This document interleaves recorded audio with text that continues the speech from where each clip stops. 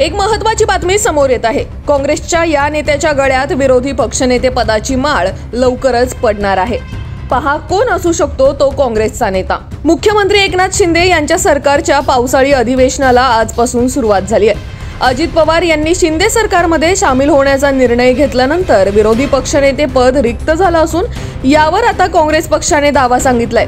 आजपासून सुरू झालेल्या विधानसभेच्या अधिवेशनाच्या पूर्वी काँग्रेस नेत्यांपैकी एकाची विरोधी पक्षनेते पदासाठी नवनियुक्त केले जाऊ शकते। महाराष्ट्रातील विधानसभेचे विरोधी पक्षनेते पद सुमारे 4 वर्षांनंतर काँग्रेसकडे चालून येत आहे। या पदासाठी कोणत्याही परिस्थितीत भाजपकडे न जाणाऱ्या नेत्याच्या शोधात पक्षश्रेष्ठी असून पृथ्वीराज चव्हाण, अशोक चव्हाण आणि बाळासाहेब थोरात या 3 नेत्यांची नावे चर्चेत आहेत।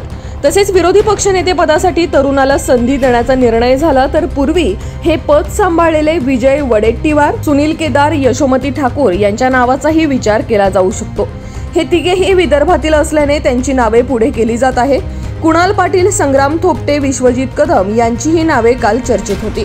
दरम्यान अजित पवार यांनी शिंदे सरकारसोबत हातमिळवणी करण्याचा निर्णय घेतल्यानंतर राज्यातील राजकीय गणितं बदलली आहेत। त्यामुळे विधानसभेत काय होणार ते पाहणं महत्त्वाचं ठरणार आहे। तसेच कोण होणार नवा विरोधी पक्षनेता हे देखील पाहणं महत्त्वाचं ठरणार आहे।